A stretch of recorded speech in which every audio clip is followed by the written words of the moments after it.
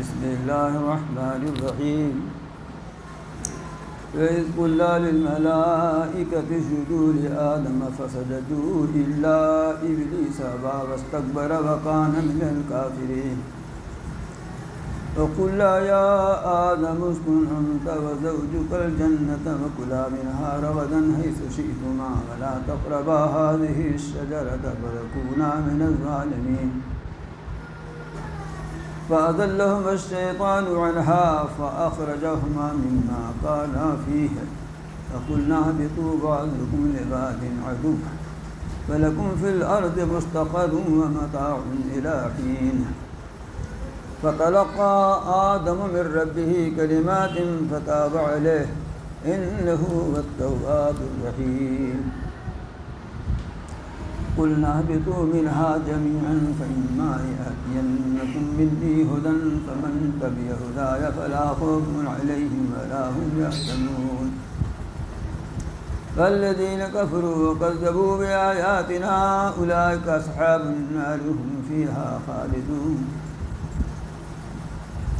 يا بني إسرائيل اذكروا نعمتي التي أنعمت عليكم وأوفوا بعهدي أوف بعهدكم وإياي فارهبون فآمنوا بما أنزلت مصدقا لما معكم ولا تكونوا أول كافر به ولا تشتروا بآياتي ثمنا قليلا وإياي فاتقون ولا تلبسوا الحق بالباطل وتكتموا الحق وأنتم تعلمون فأقيموا الصلاة وآتوا الزكاة واركعوا مع الراكعين أتأمرون الناس بالبر وتنسون أنفسكم وأنتم تتلون الكتاب فلا تعقلون واستعينوا بالصبر والصلاة فإنها لكبيرة إلا على الخاشعين الذين يظنون أنهم ملاقو ربهم وأنهم إليه راجعون صدق الله العلي العظيم فبلغ رسوله النبي الكريم ونحن على ذلك من الشاهدين والشاكرين. یہی تو واقعہ تھا نا؟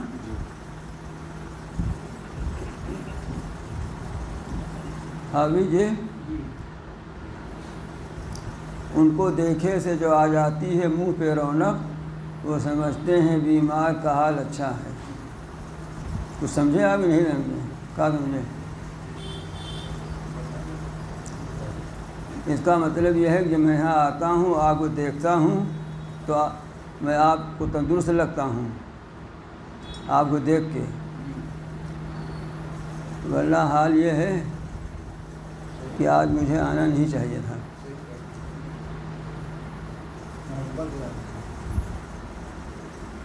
میری محبت ہے کہ آپ کی محبت ہے؟ ہاں؟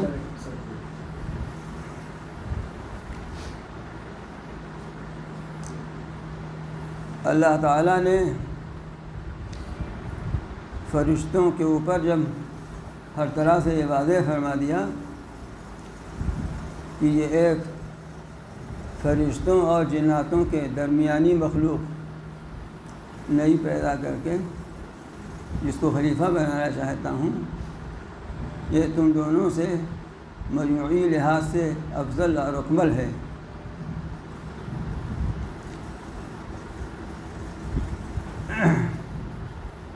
اس لیے کہ جب حضرت آدم علیہ السلام کی علم کی فوقیت واضح ہو گئی علمی طور پر، تب یہ بات کھل کر سامنے آ گئی. تفصیل پیچھے بیان کر چکا ہوں.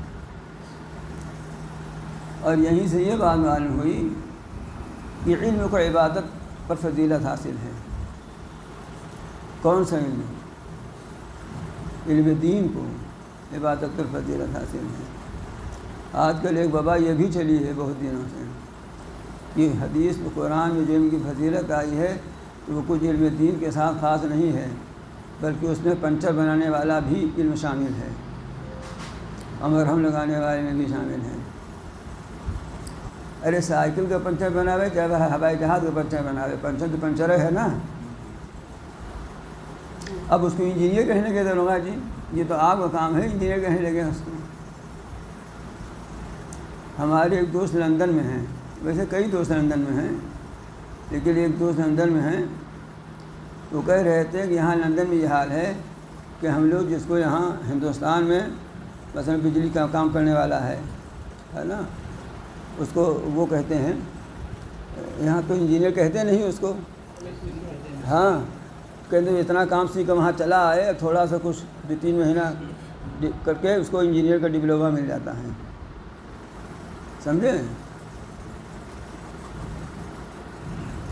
تو نام رکھنا تو اب آپ کو اختیار ہے، جس کا جو چاہے نام رکھ دیں۔ اچھے خاصے رکشہ چلا رہے ہیں، دوسرا تیسرا کلمہ بھی یاد نہیں، پہلا بھی نہیں پاتے، مولانا ہیں وہ، اے مولانا یہاں آؤ، ہے نا، یہ آپ نے کہا نا ملا تو خیر ہے ہی ہے وہ، یہ تو آپ کو اختیار ہے، جس کا جو چاہے نام رکھ دیں، اس لیے کہ 25-30 گرام کی زبان ہے، اس میں کوئی فیس لگتی نہیں، جدھر پھسل جائے۔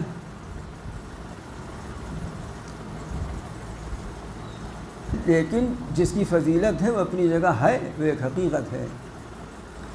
فضیلت ہونا دوسری چیز ہے، ضرورت ہونا دوسری چیز ہے۔ فضیلت علم دین ہی کو ہے، جو قرآن حدیث کتاب و سنت کا علم ہے، وہ علم جس سے اللہ تعالیٰ کی معرفت حاصل ہوتی ہے، جس سے اللہ کی محبت پیدا ہوتی ہے، رسول کی اطاعت و جذبہ پیدا ہوتا ہے۔ جہاں تک ضرورت ہے تو ضرورت ہمیں سائیکل کے پنچر بنانے کے علم کی بھی ہے، ہوائی جہاز کے اڑانے کے علم کی بھی ضرورت ہے، اور بڑے بڑے ماہرین طب، یعنی بڑے بڑے ڈاکٹروں کے ڈاکٹری کے لیے کی ضرورت ہے، اور اس کا حاصل کرنا بھی بقدر ضرورت اس امت کے لیے فرض ہے۔ یہ بھی سن لیجیے، جس طرح قرآن حدیث کے علم کو حاصل کرنا فرض ہے، ہر ایک مسلمان کو اتنا حاصل کرنا جو اس کے کام آ جائے اتنا ہر ایک کے لیے فرض ہے، باقی پورا عالم بننا فرض کفایہ ہے۔ اسی طرح دنیاوی ان علوم کا حاصل کرنا جس کی ضرورت ہمیشہ ہم کو پڑتی رہتی ہے، آئندہ پڑ سکتی ہے، اس کا بھی علم حاصل کرنا فرض ہے۔ وہ ایک ضرورت ہے، وہ الگ چیز ہے، لیکن فضیلت ایک الگ بات ہے۔ فضیلت تو علم دین ہی کو ہے نا۔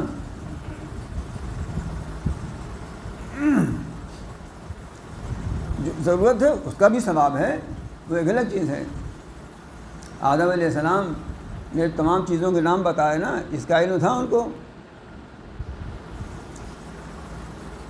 عبادت میں فرشتے بڑھے ہوئے ہیں، اتنا بڑھے ہوئے ہیں کہ ان کی بعض جماعتیں ایسی ہیں کہ جو ہر وقت ذکر و تسبیح و تقدیس ہی میں لگی ہوئی ہیں وہ جماعتیں، اور بعض جماعتیں جو اس دنیا میں فرشتوں کی جماعتیں ہیں، زمین پہ بھیجی جاتی ہیں یہاں کے نظام انتظام کرنے کے لیے، وہ بھی چونکہ طاعت الہی میں ہی مصروف ہیں، اس لیے وہ عبادت میں ہیں۔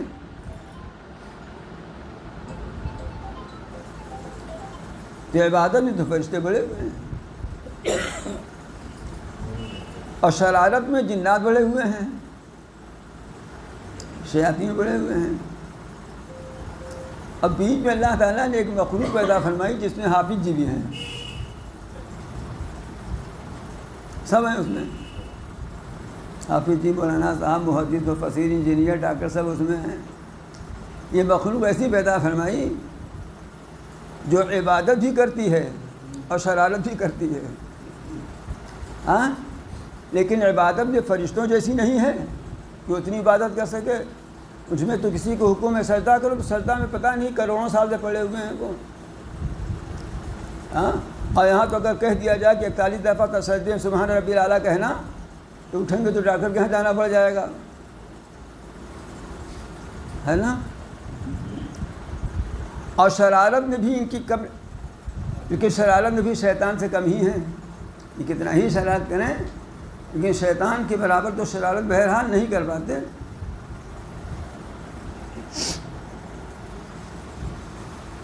لیکن اگر لگتا ہے آج کل کچھ آگے بڑھ گئے ہیں کیا یہ سب شیطان کے لیے، لیکن گرو تو وہی ہے۔ تو یہ درمیانی مخلوق اللہ تعالیٰ نے جو پیدا فرمائی وہ عبادت میں فرشتوں کے مشابہ، اور شرارت میں یہ بھی کرتے ہیں یہ۔ اور پھر اللہ تعالیٰ نے اس کے بعد ان کو علم عطا فرمایا، علم میں ان کے برابر نہ فرشتے ہیں اور نہ شیاطین ہیں۔ جو لوگ جناتوں سے پوچھا کرتے ہیں نا یہ بتاؤ وہ بتاؤ بتاؤ، دھوکے میں ہیں۔ علم میں تو انسانی بڑھا ہوا ہے۔ اور خلافت کے لیے، خلافت کے معنی ہے نیابت۔ نیابت کا مطلب یہ ہے کہ جس کے نائب ہیں اس نے جو کام سپرد کیا ہے اس کام کو کیجئے، جاؤ یہ کام وہاں کرو تو اس کام کو، اس ہدایت کو، اس کے اس حکم کو وہاں جا کے نافذ کرو۔ اس کے لیے علم کی ضرورت ہے، جو نہ فرشتوں کے پاس تھا نہ جناتوں کے پاس۔ حق تعالیٰ نے یہ ایک نئی مخلوق انسانوں کو پیدا فرمائی، ان کے اندر عبادت کا مادہ بھی رکھا، شرارت کا مادہ بھی رکھا، لیکن علم عطا فرما کر ان کو سب پر فوقیت عطا فرما دی۔ تو علم کو عبادت پر فضیلت حاصل ہے۔ چنانچہ حدیث ہیں کہ کوئی اگر علم دین میں محنت کر رہا ہے، علم دین میں لگا ہوا ہے، تو رات بھر کی عبادت سے فضیلت اس کو حاصل ہے۔ حدیث ہے کہ عالم کی فضیلت عابد پر ایسی ہے جیسی میری فضیلت تم پر ہے۔ تو اہل علم کی یہ فضیلت ہے، عالم کی یہ فضیلت ہے۔ کیوں فضیلت ہے؟ یہ علم کی وجہ سے ہے۔ حدیث شریف میں ہے کہ قیامت میں اللہ تعالیٰ علماء سے فرمائیں گے کہ جاؤ بخش دیا، تمہیں بخشنا نہ ہوتا تو علم ہی کیوں دیتا۔ لیکن سن لیجیے، ہو سکتا ہے کچھ عالم یہاں بیٹھے ہوں، یہ ہر اس عالم کے لیے نہیں ہے جو قاسمی، مظاہری، ندوی، مفتاحی، مصباحی، جلالی کی سند لے لے، بلکہ یہ اس عالم کے لیے ہے جس کے اندر علم کی خاصیت، جو کہ خشیت الہی ہے، وہ موجود ہو۔ علم کی خاصیت یہ ہے کہ جس کے اندر وہ ہو، اس کے اندر وہ بات پیدا ہو خصوصیت والے۔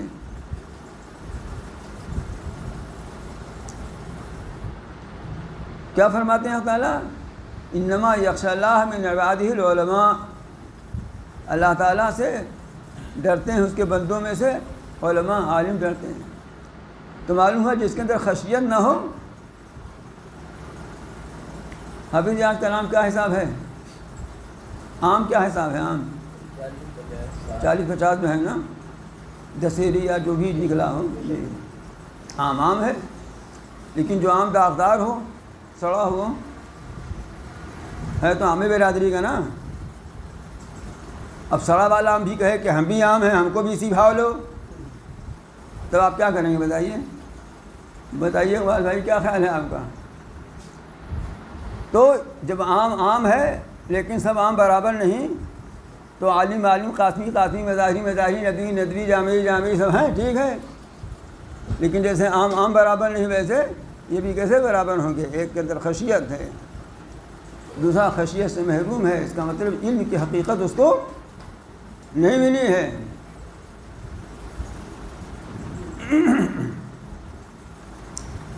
ایھا القوم الذی فی المدرسہ کل ما حصلتموہ وسوسہ، مولانا فرماتے ہیں کہ مدرسے میں پڑھنے والے لوگوں، تم نے جو کچھ حاصل کیا سب وسوسہ ہے۔ علم نبوت جزء علم عاشقی، علم تو وہ ہے جس سے عاشقی پیدا ہو جائے، علم تو وہ ہے جس سے، اور شاید اسی واسطے آج کل جو یونیورسٹی میں لڑکے لڑکیاں پڑھتے ہیں اپنا عشق میں خوب مبتلا رہتے ہیں۔ کیوں بھی جی؟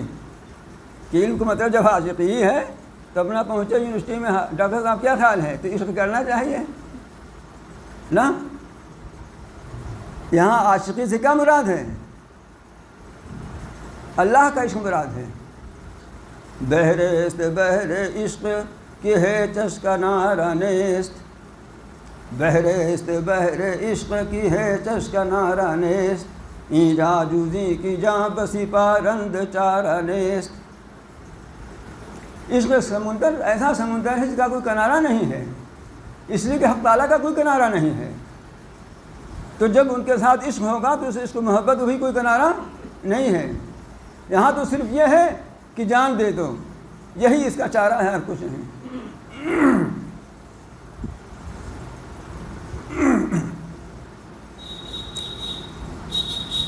تو یہ ہے وہ علم جس علم کو اللہ تعالیٰ نے انسان کو عطا فرمایا، اور اس کی بنا پر اس کو فضیلت حاصل ہو گئی سب پر، اور ایسی فضیلت حاصل ہو گئی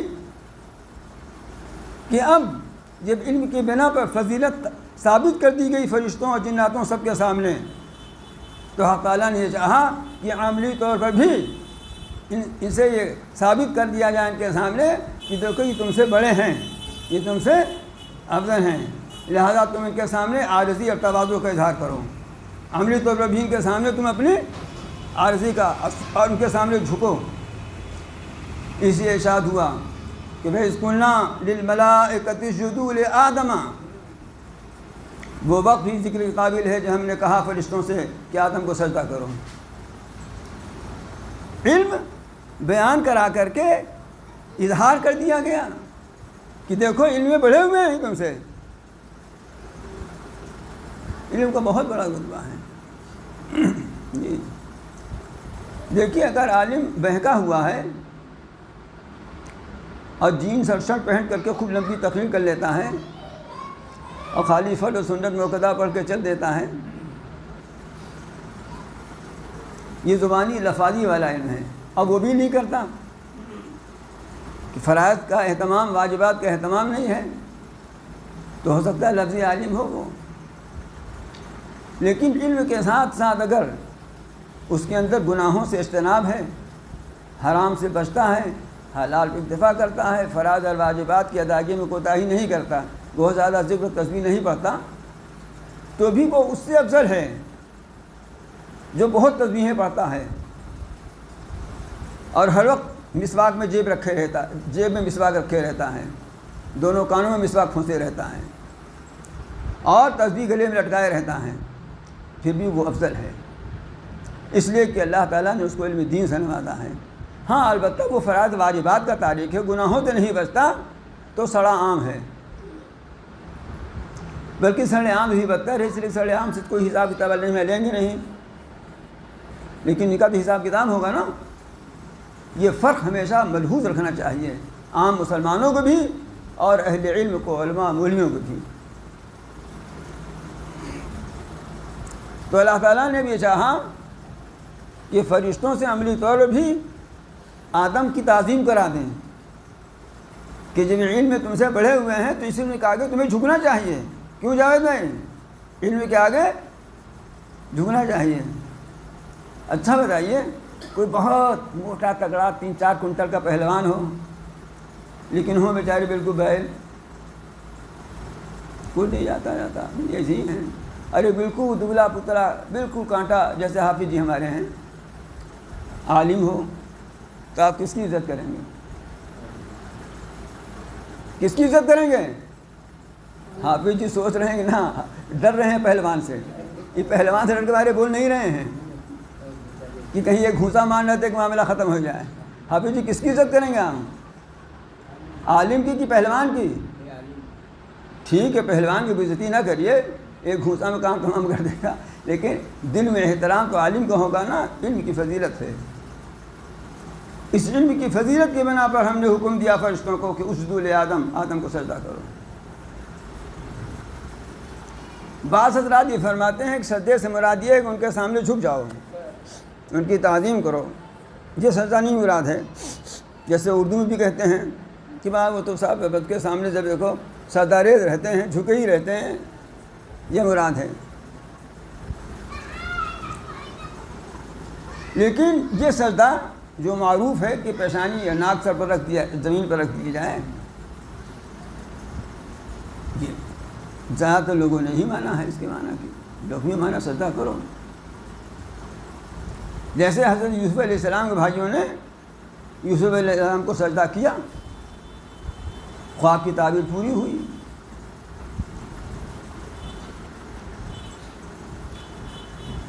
تو یہ بھی ہو سکتا ہے کہ سجدہ سے مراد وہ ہو کہ جھکو ان کے سامنے. اور بعض حضرات نے یہ فرمایا کہ حضرت سجدہ تو اللہ کے لیے تھا، لیکن حضرت آدم کو قبلہ کے طور پر بنا دیا گیا تھا. جیسے ہم لوگ خانہ کعبہ کی طرف سجدہ کرتے ہیں تو خانہ کعبہ تو قبلہ ہے نا ہمارا، وہ ہمارا مسجود نہیں ہے، ہم اس کو نہیں سجدہ کرتے ہیں. اسی طرح سے آدم کو قبلہ بنا دیا گیا، اللہ نے بنا دیا قبلہ. لیکن اگر یہ بھی مانا جائے، اب محققین نے ہی مانا ہے کہ سجدے سے مراد یہی سجدہ ہے، تو ایک سجدہ تعظیمی ہوتا ہے اور ایک سجدہ عبادت ہوتا ہے. پچھلی شریعت میں سجدہ تعظیمی جائز تھا، جیسے بہت سی چیزیں جائز تھیں ہماری شریعت میں، جیسے پچھلی شریعت کی بہت سی چیزیں منع کر دی گئیں، اسی طرح سے سجدہ تعظیمی کی بھی حرمت آ گئی. سجدہ عبادت یہ ہے کہ عبادت سمجھ کر جس کے سامنے سجدہ ہو رہا ہے اس کو معبود سمجھ کر اس کے سامنے سجدہ کیا جائے، یہ معبود ہے، عبادت کا مستحق ہے یہ. اور سجدہ تعظیمی یہ ہے کہ معبود کو نہیں سمجھتے لیکن اس کی عظمت اور احترام، اس کی تعظیم، اس کو سجدہ کر رہے ہیں. تو پچھلی شریعتوں میں اس لحاظ سے سجدہ جائز تھا، لیکن ہماری شریعت میں یہ منسوخ ہے. اور 20 سے زائد حدیثیں ایسی صحابہ کرام سے مروی ہیں جن سے اس کی حرمت ثابت ہوتی ہے. یعنی متواتر احادیث سے یہ بات ثابت ہے کہ رسول اکرم صلی اللہ علیہ وسلم نے ارشاد فرمایا ایک موقع پر کہ اگر میں سجدہ کی اجازت کسی کو دیتا تو بیوی کو دیتا کہ شوہر کو سجدہ کریں. یہ اگر الگ بات ہے کہ آج کل شوہر بیوی کو سجدہ کرتے ہیں، 50% زائد حافظ یہی معاملہ ہے. ہاں آپ مسکرا رہے ہیں، بہت معنی مسکراہٹ ہے آپ کی، ہے نا. تو آپ نے فرمایا اگر میں اجازت دیتا تو بیوی کو دیتا کہ شوہر کو سجدہ کرے، اتنا حق شوہر کا بیوی کے اوپر ہے. تو اس شریعت میں اب سجدہ کی کوئی قسم جائز نہیں ہے غیر اللہ کے لیے. سجدہ تعظیمی بھی جائز نہیں ہے. اسی طرح سے فرشی سلام بھی سجدے ہی کے حکم میں ہے، اس لیے کہ فرشی سلام رکوع ہی کی طرح ہوتا تھا. فرشی سلام تو آپ تو جانتے ہوں گے، آپ لوگ نہ جانتے ہوں گے، ہے نا. جھکے ہے نا، بالکل فرش بچھ گئے. یہ بھی رکوع ہو گیا بالکل. جس طرح سجدہ نہیں جائز غیر اللہ کے لیے، اسی طرح رکوع جائز نہیں ہے غیر اللہ کے لیے. تو بہرحال یہ سجدے کا اللہ تعالیٰ نے حکم دیا. تو فرشتے تو اللہ کے کسی حکم سے سردابی کر نہیں سکتے، سب نے سجدہ کر لیا. وہاں ابلیس بھی رہتا تھا، اس نے سجدہ نہیں کیا. اور ابلیس فرشتوں میں سے نہیں تھا، یہ جنات میں سے تھا. خود قرآن مجید میں کان من الجن، وہ جناتوں میں سے تھا. فرشتے نوری مخلوق ہیں، یہ ناری مخلوق ہے. یہ فرشتوں کا اصل جوہر نور ہے، اس کا اصل جوہر نار آگ ہے. اس نے خود کہا خلقتنی من نار وخلقتہ من طین، کہ اس کو نار آگ سے پیدا کیا ہے، خود کہتا ہے یہ. تو فرشتوں کا جب حکم ہوا تو اس کا مطلب جناتوں کو بھی حکم ہوا، سب کو حکم ہوا. دیکھیں یہاں اتنے لوگ تشریف رکھتے ہیں جس میں بوڑھے بھی ہیں، نوجوان بھی ہیں، بچے بھی ہیں، اور ہر طرح کے معزز لوگ ہیں. اگر آپ سے یہ کہا جائے کہ فلاں صاحب آ رہے ہیں، ذرا اٹھ کر کے، جو یہاں زیادہ عمر دراز لوگ ہیں زیادہ ان سے کہا جائے بھائی فلاں لوگ آ رہے ہیں، اٹھ کر استقبال کرنا ہے، تو یہ جو لڑکے نوجوان بیٹھے ہیں یہ سمجھیں کہ انہی لوگوں سے کہا گیا، ہم سے تو نہیں کہا گیا. تو ظاہر بھائی سمجھنا ان کا غلط ہے نا، کہ جب بڑے بڑے لوگ بیٹھے ہیں، ابا کو حکم ہے استقبال کرنا، تو ہم کو بھی کرنا چاہیے. تو جب اللہ تعالیٰ نے فرشتوں سے کہہ دیا کہ سجدہ کرو، تو جو اور چھٹ بھائیے ہیں وہ بھی شامل ہیں اس میں، اور اس نے اپنے کو شامل سمجھا، اسی لیے انکار کیا، اس لیے اس نے انکار کیا. تو فسجدوا الا ابلیس، پس سب نے سجدہ کیا مگر ابلیس نے سجدہ نہیں کیا. ابا واستکبر، اس نے انکار کیا، تکبر کیا۔ ابلیس کے معنی ہے بہت مایوس ہونے والا۔ اس کا نام بعد میں پڑا انکار سجدہ کے بعد، ورنہ اس کا نام عزازیل تھا۔ شیخ سعدی فرماتے ہیں تکبر عزازیل لا خار کر بزندان لعنت گرفتار کر دے۔ عزازیل یعنی ابلیس کو تکبر نے ذلیل کیا اور لعنت کے قید خانے میں اس کو گرفتار کر دیا۔ اتنا عبادت کرتا تھا یہ، اتنی عبادت کرتا تھا، اتنی عبادت کرتا تھا، فرشتوں کے درمیان رہتا تھا، فرشتوں کے ہجوم میں رہتا تھا۔ اس کو طاؤس الملائکہ کہتے تھے، فرشتوں کا مور جانتے نا، موریلا جس کو کہتے ہیں، طاؤس الملائکہ کہلاتا تھا یہ، اتنی عبادت کرتا۔ تو حافظ جی آج بھی دھوکہ میں نہ کھانا چاہیے کہ فلاں بزرگ کی مسجد میں فلاں کو برابر دیکھتا ہوں۔ میں بعض لوگوں سے کہہ دیتا ہوں، کئی لوگ بعض دفعہ کسی کا آ کے مجھ سے شکایت کرتے ہیں، میں کہہ دیتا ہوں کہ بھائی دیکھو جو لوگ ہمارے پاس آتے جاتے ہیں تو میں ان کا ٹھیکیدار نہیں ہوں، میں خود اپنے ٹھیکیدار نہیں ہوں۔ نفس کا کیا ہے بھائی؟ حضرت یوسف علیہ السلام فرماتے ہیں وما ابر نفسی ان النفس لامۃ بالسوء، میں اپنے نفس کو بری نہیں قرار دیتا ہوں۔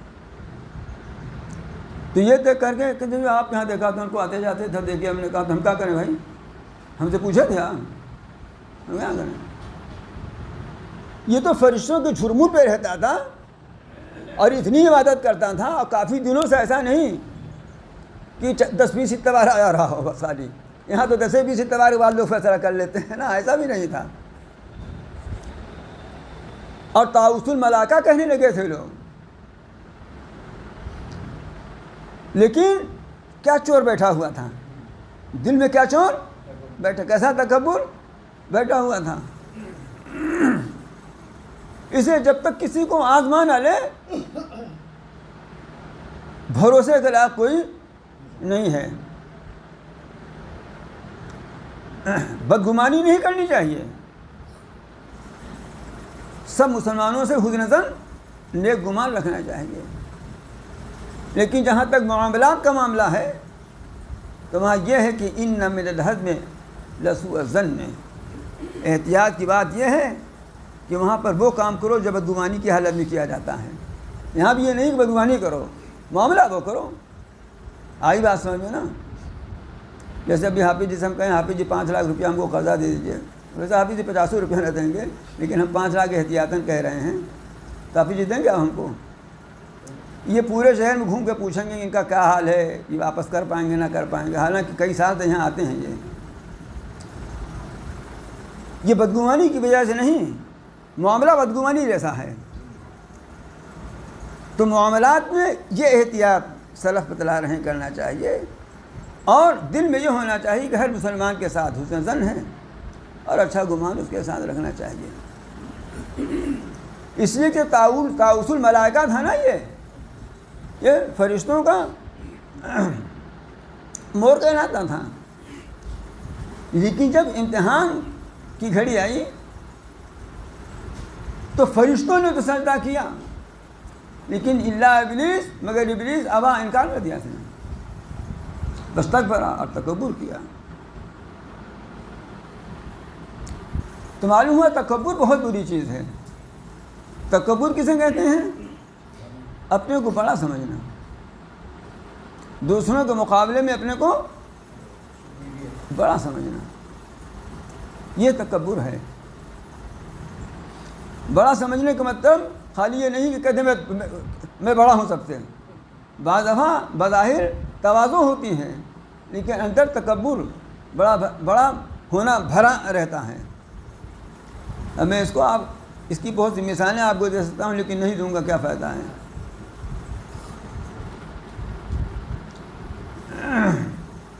دل میں تکبر بھرا ہوا ہے، تواضع ہے، انکسار ہے، جھکے جا رہے ہیں، لیکن دل میں یہ بھی ہے کہ دیکھو اتنا معمولی حقیر آدمی ہے لیکن پھر بھی ہم اس کے ساتھ یہ برت رہے ہیں، ہاں کتنی عزت دے دی ہم نے۔ تو تکبر تو ہو گیا نا، تکبر تو ہو گیا، بڑائی تو آ گئی تمہارے اندر۔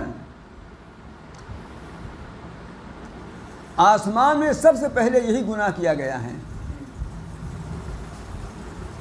حسد بھی تھا، اس لیے بعض علماء لکھتے ہیں حسد بھی. اور زمین میں بھی سب سے پہلے یہی ہوا کہ قابل نے حابیل کو حسد ہی کی بنا پہ تو قتل کیا نا.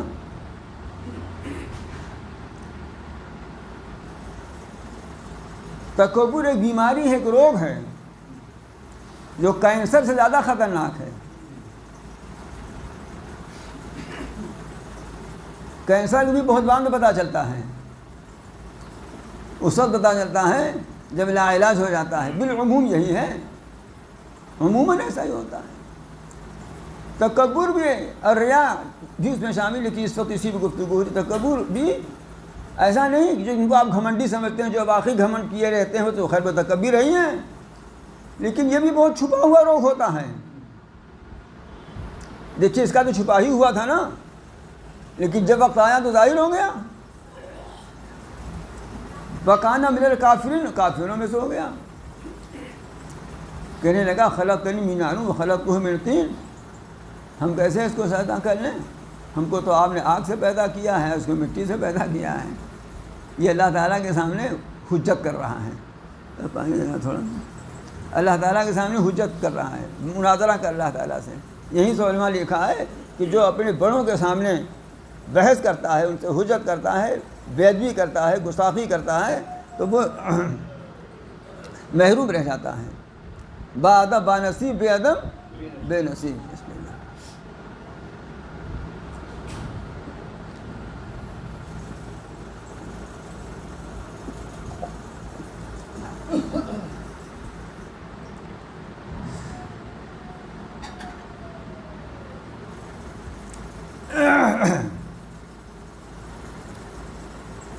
خیر یہ ہو گیا. پھر اس کا باقی قصہ یہاں نہیں بیان فرمایا ہے، دوسری جگہ آیا ہے، سورہ نحل میں آیا ہے. سورہ نحل میں ہے نا، کئی صورتوں میں اس کا باقی قصہ اور آیا ہے.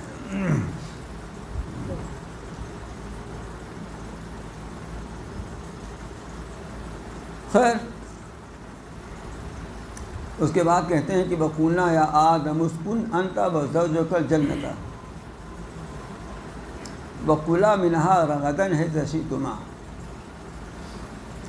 ہم نے کہا اے آدم رہو تم اور تمہاری بیوی جنت میں. آدم علیہ السلام کا الگ نام لیا، بیوی کا الگ ذکر کیا.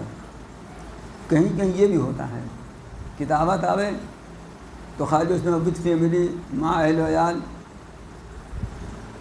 لکھ دیا. ایک تو یہ ہے، اس میں عموم ہے، لیکن کہیں خصوصیت کے ساتھ یہ کہا کہ بھائی صاحب بھابھی بھی لیتے آئیے گا، خاص طور سے ذکر کر دیا ہے نا. ایسا ہوتا ہے حافظ جی نا. دیکھیے سب سے تجربہ اگر حافظ جی، اس لیے میں حافظ جی کو خطاب کرتا ہوں، اور بوڑھے لوگ جو ہیں وہ نہ سمجھیں کہ ہم کو لفٹ نہیں دیتے. ہمارے پر لفٹ ہی نہیں دے، کہاں سے سکتا ہوں میں. تو کیا کہا؟ اور ہم نے کہا اے آدم رہو تم اور تمہاری بیوی جنت میں. جنت ایک باغ ہے، جنت کے معنی بھی باغ ہی کے ہوتے ہیں، اور جنت کے معنی میں لغوی طور پر چھپنے کا مفہوم بھی شامل ہے. تو چونکہ آج جنت ہماری نگاہوں سے پوشیدہ ہے، یا یہ کہ باغ میں اگر باغ صحیح معنوں میں ہو، گنجان ہو، تو اس کے شاخوں سے، اس کی پتیوں سے زمین چھپی رہتی ہے، اس لیے بھی اس کو جنت کہتے ہیں. اور یہیں سے یہ بات معلوم ہوئی کہ جنت پیدا ہو چکی ہے.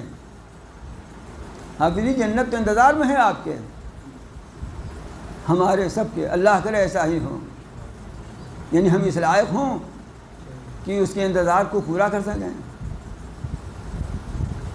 تو علماء کہتے ہیں کہ الگ الگ ذکر کیا ہے کہ رہو تم اور تمہاری بیوی جنت میں.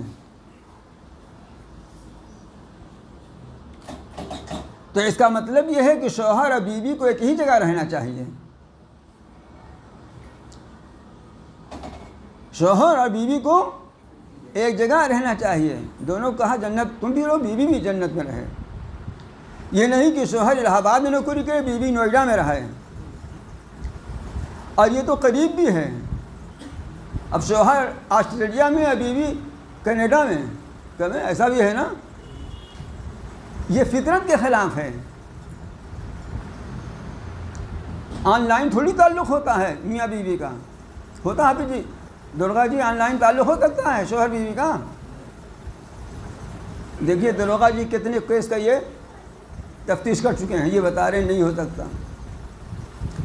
لوگ آن لائن نکاح آج کل خوب کر رہے ہیں. میں کہتا ہوں کون فائدہ بھائی اس سے؟ یہ آن لائن نکاح کرنے سے کون فائدہ ہے؟ یہاں پہ جائز ہونا کسی چیز کا اور جواز کی کوئی شکل پیدا ہو جانا الگ بات ہے. آن لائن نکاح یوں جائز بھی نہیں ہے، اس کی جائز ہونے کی شرطیں ہیں جو میں بغیر فیس کے نہیں بتا سکتا. جس کو ضرورت ہو آئے فیس دیں. آن لائن فیس زیادہ ہوتی ہے تو میں تک کی بتا دوں گا. لیکن نتیجہ اس کا فائدہ کیا ہے آخر؟ ولیمہ کے لیے تو شرط ہے شب زواج گزارنے کی نا، جو آن لائن ممکن نہیں ہے. تو علماء نے اس سے یہ اخذ کیا ہے کہ اللہ تعالیٰ نے کہا رہو تم اور تمہاری بیوی الگ الگ کر کے کہا جنت میں، یعنی میاں بیوی کو ایک ہی جگہ رہنا چاہیے. یہ نہیں کہ ایک آسٹریلیا میں ہے، ایک کینیڈا میں ہے، ایک الہ آباد میں ہے، ایک نوئیڈا میں ہے. کیا فائدہ ہے؟ اور پھر آگے فرمایا کلا منہا، اور کھاؤ تم دونوں اس میں سے رغدن، خوب فراغت کے ساتھ، ہائی سے شما جہاں چاہو. یہاں یہ نہیں کہا تم بھی کھاؤ وہ بھی کھائے، یہاں کا فرمایا کہ تم دونوں کھاؤ جنت میں، جہاں سے چاہو جو چاہو جتنا چاہو کھاؤ. تو یہاں تو علماء نے نکالا ہے کہ کھانے میں اللہ نے نہیں کہا کہ ایک ایک چیز دونوں آدمی کھاؤ. ہو سکتا ہے کہ بیوی کو میٹھا زیادہ پسند ہو اور شوہر کو نمکین. ہو سکتا ہے شوہر کو کباب پسند ہو اور بیوی کو کلیجی. ہو سکتا ہے شوہر الہ آباد کے ہوں، نہاری والے ہوں، بیوی بیچاری گاؤں اور دیہات کی ہو. وہ کیا پسند کرے گی حبیب جی؟ ہے نا، اس کو پھلوری چاہیے، اچار چاہیے، وغیرہ وغیرہ. تو یہاں اللہ میں نے نہیں کہا رہنے کو کہا ایک جگہ رہو، کھانے میں نہیں کہا دونوں ایک چیز کھاؤ. اس لیے کہ ہر ایک کا مزاج، ہر ایک کی پسند الگ ہو سکتی ہے. پسند اپنی اپنی اور خیال اپنا اپنا، لیکن رہنے میں نہیں. اس لیے کہ نکاح ہو چکا ہے. کھانے میں جو چاہو تم اپنا کھا رکھو.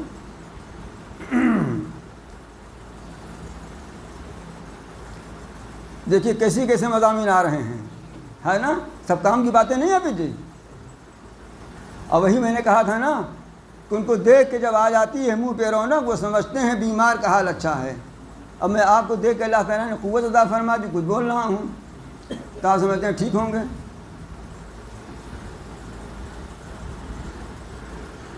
یہ سوچ کے آ جاتا ہوں کہ پتہ نہیں اگلے اتوار کو کیا حال ہو، رہیں نہ رہیں، کیا ٹھکانا ہے. اور جو ہونا ہے وہ تو ہوگا ہی، جو ہونا ہے وہ تو ہوگا ہی. تو اس حال میں ہو جائے تو زیادہ اچھا ہے. وَلَا تَقْرَبَا هَٰذِهِ الشَّجَرَةَ، میں نے کہا تھا نا، یہ بات تو میں نے کہیں پڑھی نہیں جو کہنے جا رہا ہوں. کہ اللہ تعالیٰ القاء فرماتے ہیں کہ ایک ایسی مخلوق پیدا فرمائی بیچ والی کہ عبادت کا جذبہ بھی شامل، شرارت کا عنصر بھی شامل. لیکن یہ تو نبی ہیں نا جو معصوم ہوتے ہیں. لیکن اب ان کی اولاد بھی تو پیدا ہوگی نا. میں نے بتایا تھا نا کہ حضرت آدم سے کہ 40 اولاد ہوئی، 20 مرد 20 لڑکے 20 لڑکیاں. انہی سے دنیا آباد ہو گئی پوری. یہ دنیا انہی سے آباد ہو گئی. تو جہاں یہ کہا کہ جہاں چاہو کھاؤ، جو چاہو کھاؤ، خوب فراغت کے ساتھ کھاؤ، کوئی بات نہیں ہے، وہاں یہ بھی فرمایا دیکھو یہ ایک پیڑ ہے، لا تقربا هذه الشجرة، اس پیڑ کے قریب بھی نہ پھٹکنا. فتکونا من الظالمین، کو ہو جاؤ تم لوگ ظلم کرنے والوں میں سے، اپنی اوپر زیادتی کرنے والوں میں سے ہو جاؤ. ٹھیک ہے نا. کیا یہ نہیں کہا کہ اس پیڑ میں سے کھانا مت، یہ کہا کہ اس پیڑ کے قریب نہ جانا، مقصد یہی تھا کہ اس میں سے کھانا مت۔ یہاں سے علماء نے یہ مسئلہ نکالا ہے کہ کوئی چیز بذات خود ناجائز نہ ہو، لیکن وہ ناجائز حرام میں پڑنے کا ذریعہ بن سکتی ہو تو وہ بھی ناجائز ہو جاتی ہے۔ اس کو فقہ کی اصطلاح میں سد باب ذرائع کہتے ہیں۔ خود ناجائز نہیں ہے بذات خود وہ، لیکن ناجائز میں پڑنے کا ذریعہ بن جائے گی۔ مثلاً کسی نامحرم کو بذات خود دیکھنے میں کیا برائی ہے؟ گلاب کا پھول خوبصورت ہوتا ہے، آپ دیکھیے کوئی گناہ نہیں ہے نا، اور بہت سی چیزیں خوبصورت ہوتی ہیں نا، کہ گائے بڑی خوبصورت ہے، طوطا بڑا خوبصورت ہے، مور بہت خوبصورت، دیکھنے میں کوئی گناہ نہیں ہے۔ تو ایک لڑکی ایک عورت بھی بڑی خوبصورت ہے، ایک لڑکا بڑا خوبصورت، اس کے دیکھنے میں خوبصورت، وہ بھی اللہ تعالیٰ کی قدرت کا مظہر ہے، بات سمجھ رہے ہو نا۔ لیکن اب یہ گناہ ہے، اسی کے گلاب کا پھول دیکھا تھا، مور دیکھا تھا، وہ کسی گناہ میں کے مرتکب ہونے کا ذریعہ نہیں بن رہا تھا، لیکن یہ دیکھا تو یہ گناہ کے مرتکب ہونے کا ذریعہ ہے، اس لیے یہ بھی گناہ ہو گیا، اس لیے یہ بھی بات سمجھ شریف میں آئی۔ تو حافظ جی فون پر کسی لڑکی سے بات کرنا، کسی لڑکا سے بات کرنا، بھابھی سے خوب چبا چبا کے منہ ایٹھ ایٹھ کے بات کرنا، بھابھی بھی دوسرے سے خوب منہ اٹھا کر کے بات کرتی ہیں، اور شوہر سے خوب ایٹھ کے بات کرتی ہیں، فون پر ہو رہا ہے۔ اور آج کل فون میں صورتوں دکھائی دیتی ہے، نبی صورت دکھائی دے، ایسا فون ہے جیسے میں غریب آدمی ہوں، میرا فون ہے۔ غریب کا مطلب یہ نہیں کوئی لا کے ہم کو زکوٰۃ دینے لگے، یہ مطلب نہیں ہے، تو میں نے احتیاطاً کہہ دیا ہے۔ اللہ کے غریب تو سب ہے نا، اللہ کے غریب تو سب ہیں، مجھے کبھی کبھی کہنا پڑتا ہے یہ سب۔ میں تو چاہوں اللہ کے فضل سے تو فون آ جائے مہنگا والا بھی، لیکن اس کو تو میں رکھنا ہی نہیں چاہتا ہوں۔ اگر کوئی ضرورت پڑتی ہے اس میں کام کرنے کے لیے، بچے ہیں ان لوگوں سے کرا لیتا ہوں۔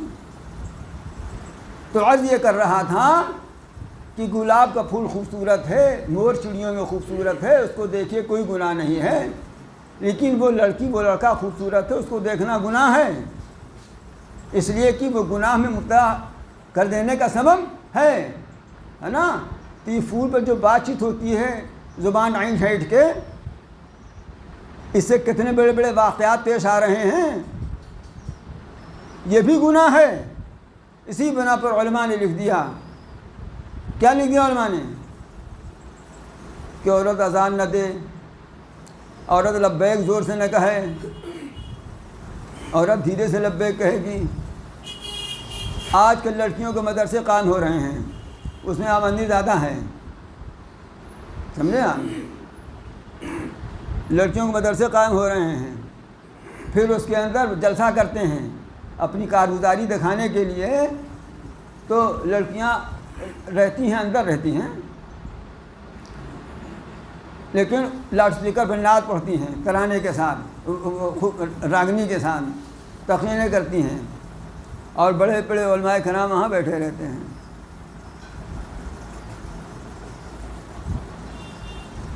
یہ جائز ہو جائے گا؟ یہ کہاں سے جائز ہے؟ بات سمجھ شریف میں آ رہی ہے؟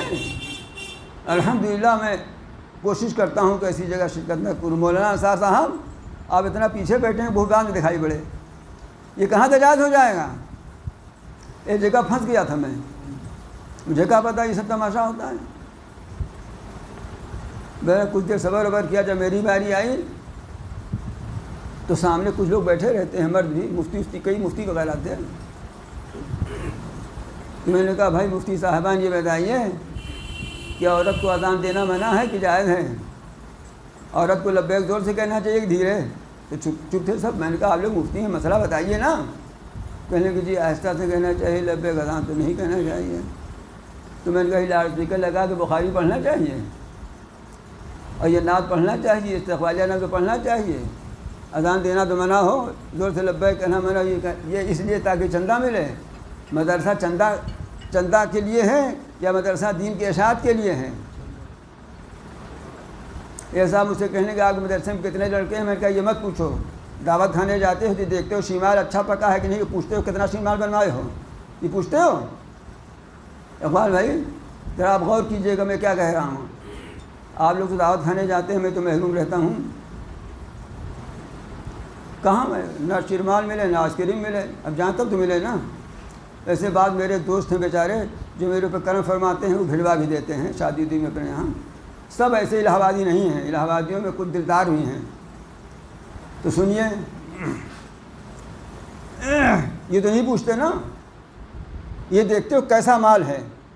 میں نے کہا کوالٹی دیکھو، کوانٹٹی مت دیکھو. نذیر بھائی کوالٹی دیکھو، کوانٹٹی مت دیکھو. رکعتیں نہیں گنی جائیں گی، یہ دیکھی جائے گی کہ 2 رکعت پڑھی تو کیسی تھی. 2 رکعت اگر اخلاص کے ساتھ پڑھی تھی تو درجات کی بلندی کا کیا عالم ہوگا. اور 40 رکعت ایسی بے کیفی کے ساتھ پڑھ لی تو اس میں تو ایسی بھی ہو سکتی ہیں جو منہ پر مار دی جائیں. تو حکم ہوا کہ خوب کھاؤ، چھوٹ ہے، جہاں سے چاہے جو چاہے کھاؤ، لیکن اس پیڑ کے قریب مت جانا.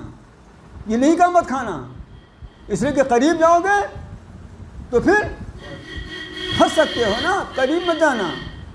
اسی پر یہ بات چل رہی تھی کہ جو چیز حرام ہے، جو چیز حرام میں پڑنے کا سبب بن جائے، ذریعہ بن جائے، وہ چیز بھی حرام ہو جاتی ہے، ورنہ ظالموں میں سے ہو جاؤ گے. اس کو دھکا لگا تھا، کس کو؟ جناب ابلیس کو دھکا لگا تھا کہ اسی کی وجہ سے ہم راندے درگاہ ہوئے ہیں. یہ چکر میں پڑا تھا کہ اس کو پٹکنا ہے، ہاں اس کو پٹکنا ہے. چکر میں لگا تھا یہ. بس اس نے ایک دن ماں حوا کو سمجھا دیا.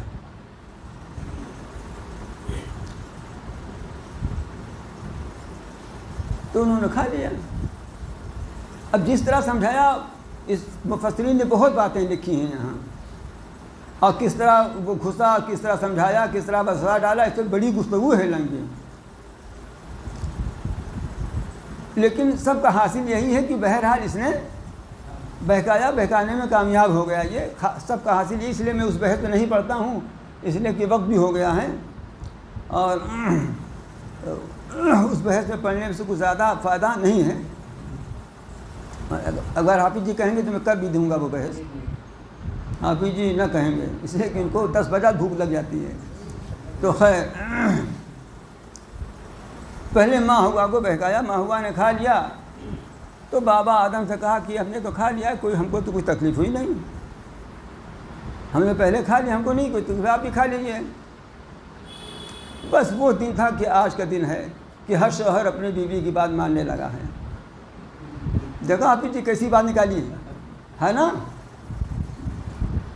جب ابا نے مان لی اماں کی بات تو بیٹا کہیں نہ مانے. وہ دن تھا کہ آج کا دن ہے.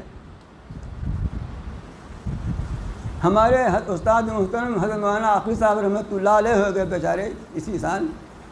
پڑھاتے تھے تو کہتے تھے کہ وہ جب آئے گی تو ایک ہی رات میں ایسا پڑھائے گی کہ سب پڑھا لکھا بھول جائے گا. اپنا سہانہ پوری لہجے میں کہتے تھے. یہ جتنے لوگ وہاں سے مسکرا رہے ہیں سب اس میں پھنس چکے ہیں بیچارے، لیکن اپنے اوپر نہیں ہنس رہے ہیں، دوسرے کے اوپر ہنس رہے ہیں. یہ بھی تو ایک مصیبت ہمارے لیے ہے.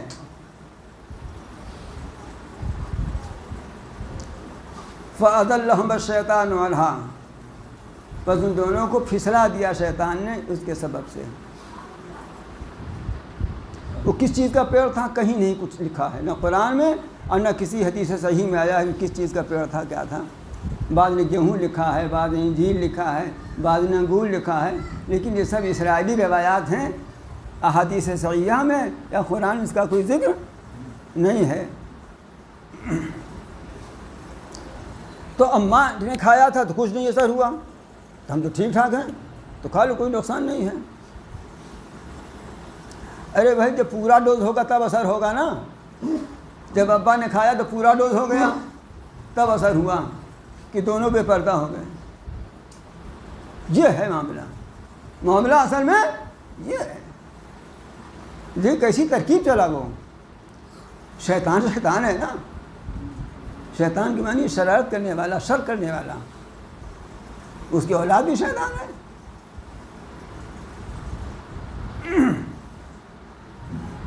کتنی بڑی چال چلا وہ. اسی چال میں آج مبتلا ہے. شیطان نے جو سب سے پہلا کام کیا ہے گمراہ کرنے والا، وہ یہ کہ انسان کو بے حیا بنایا. اس نے انہیں بے لباس کیا. سب سے پہلا داؤں اس کا یہ تھا کہ اس نے انسان کو بے لباس کیا. بے لباس ہو گئے دونوں. پھر وہاں درخت کے پتوں سے بیچارے اپنا ٹھکنے لگے. فَأَخْرَجَهُمَا مِمَّا كَانَا فِيهِ. نتیجہ یہ ہوا کہ اس نے ان دونوں کو اس سے نکال دیا جس میں دونوں تھے. اس نعمت سے، اس فراغت سے، جنت سے. اس کے سبب سے یہ ہزار نکالے گئے اور بے پردہ ہیں، پتوں سے ڈھانک رہے ہیں بدن کو. وَقُلْنَا اهْبِطُوا مِنْهَا بَعْضُكُمْ لِبَعْضٍ عَدُوٌّ. اور ہم نے حکم دیا کہ اتر جاؤ، یعنی جنت سے اب نیچے جاؤ زمین میں.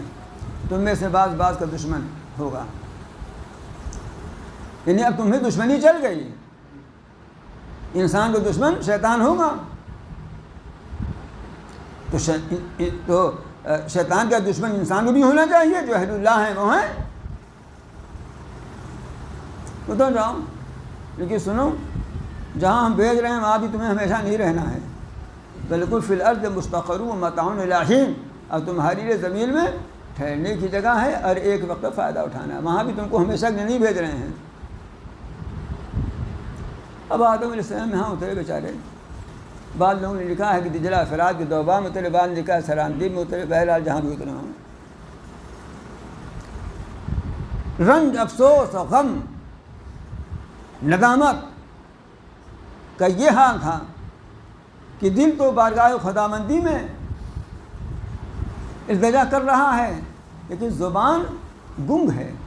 زبان گونگی، زبان سے کچھ سمجھ بھی نہیں آتا کیا کہیں. جب غم کا پہاڑ ٹوٹتا ہے کسی کے اوپر تو اس کی یہی کیفیت ہوتی ہے. نہ رو پاتا ہے، نہ ہنس پاتا ہے. زبان گونگی، زبان سے کچھ نکل نہیں رہا. کہیں گا کس طرح مانگے معافی.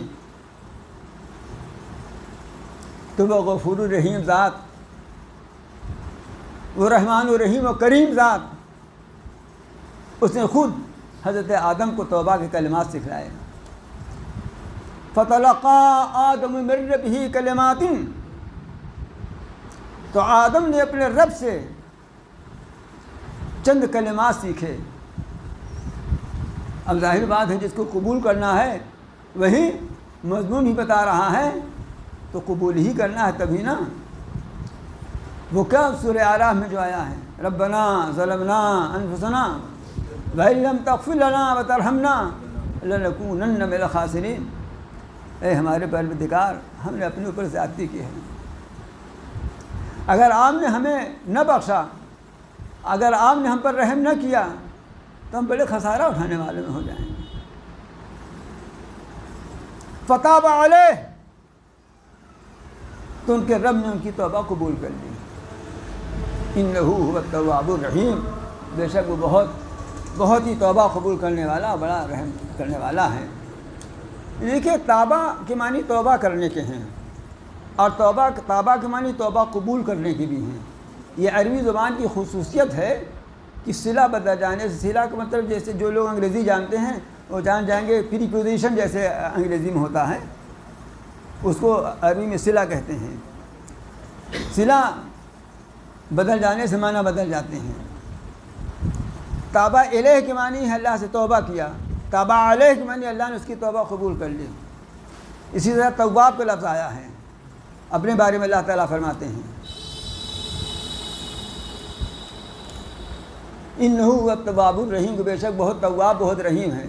یہاں تواب کے معنی ہے توبہ قبول کرنے والا، لیکن تواب کے معنی توبہ کرنے والے کے بھی ہیں. کلکم کیا ہے میں توابین آیا ہے نا، قرآن مجید میں آیا. ہاں ان اللہ ان اللہ یحب التوابین یحب التوابین ہے نا قرآن شریف میں کہ اللہ تعالیٰ توابین کو پسند کرتے ہیں، توبہ کرنے والوں کو پسند کرتے ہیں۔ تواب میں نے بہت قبول کرنے والا توبہ کا، اور توبہ میں نے بہت زیادہ توبہ کرنے والا، دونوں معنی میں آتا ہے۔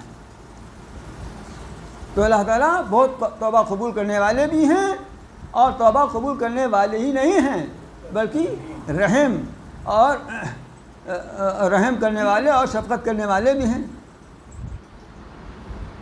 توبہ تو قبول ہو گئی، اور شفقتیں، عنایتیں اور رحمتیں بھی ہوئیں، لیکن زمین پر آنے کا جو حکم تھا وہ نہیں بدلا، وہ نہیں بدلا۔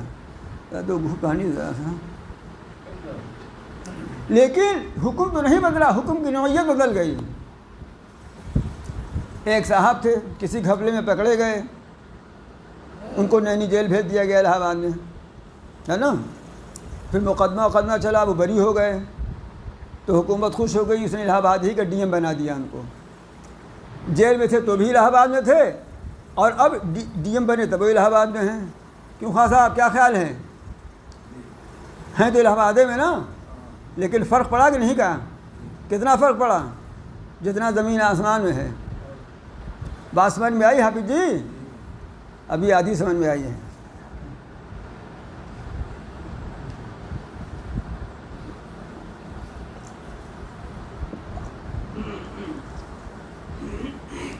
شروع ہی میں کہہ دیا تھا جب حضرت آدم کو پیدا کرنے جا رہے تھے کہ میں زمین میں اپنا خلیفہ بنانا والا ہوں، تو یہ بات تو پہلے سے علم الہی میں طے تھی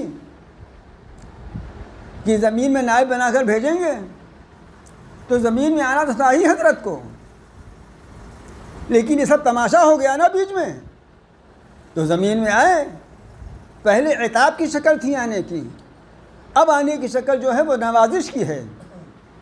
فرمایا قلنا اہبطوا منہا جمیعا، اب دوبارہ پھر کہا کہ ہم نے حکم دیا کتا جاؤ اس سے تم لوگ سب کے سب۔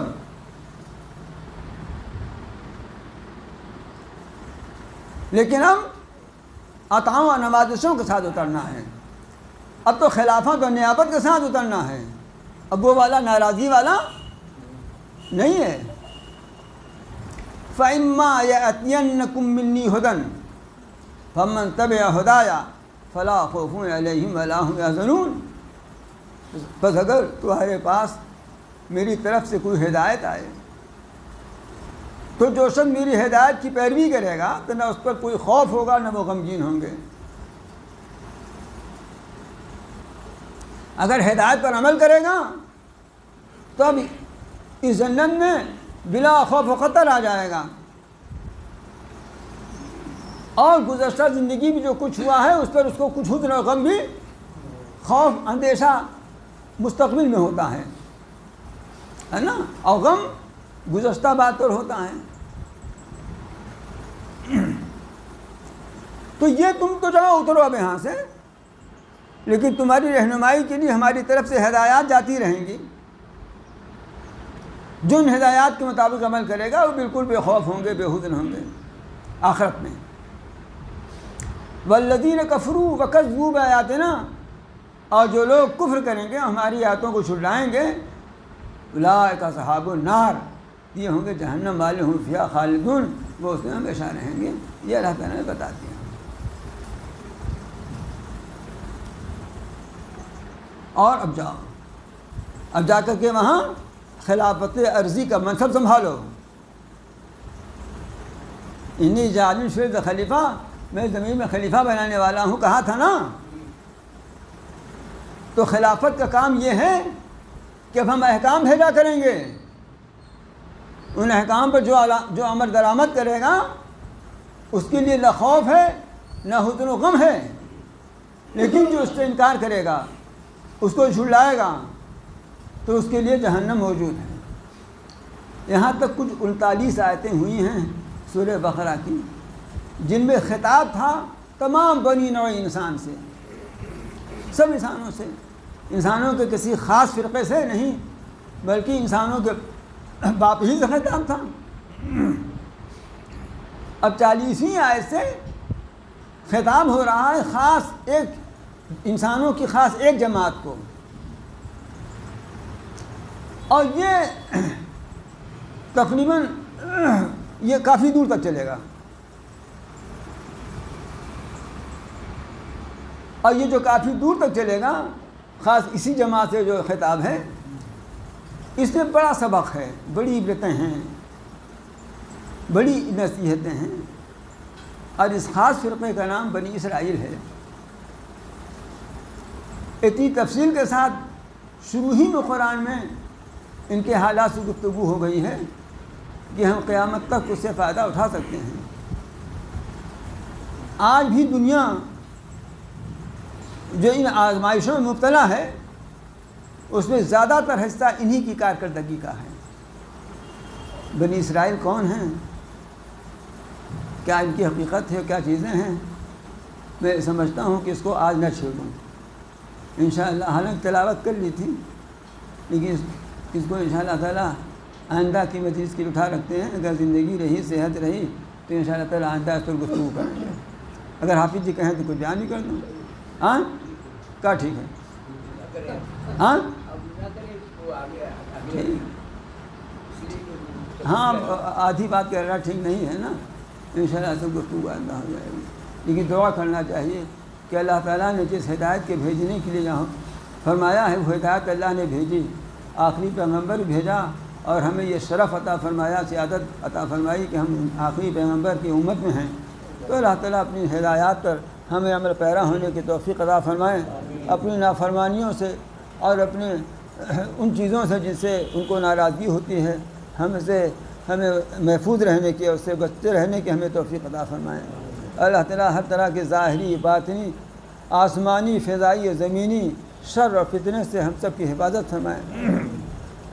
اللہ تعالیٰ اپنی رحمتیں اور برکتیں، باوجود اس کے کہ ہم اس کے مستحق نہیں ہیں، لیکن اس کے باوجود محض اپنے کرم، اپنے رحم اور اپنے غفاری اور اپنے رحمانی اور رحیمینی کی صفات کے طفیل میں حق تعالیٰ ان رحمتوں کا، ان برکتوں سے ہمیں مالا مال فرما دیں۔ ربنا آتنا فی الدنیا حسنۃ وفی الآخرۃ حسنۃ وقنا عذاب النار۔ ربنا اننا آمنا فاغفر لنا ذنوبنا وقنا عذاب النار۔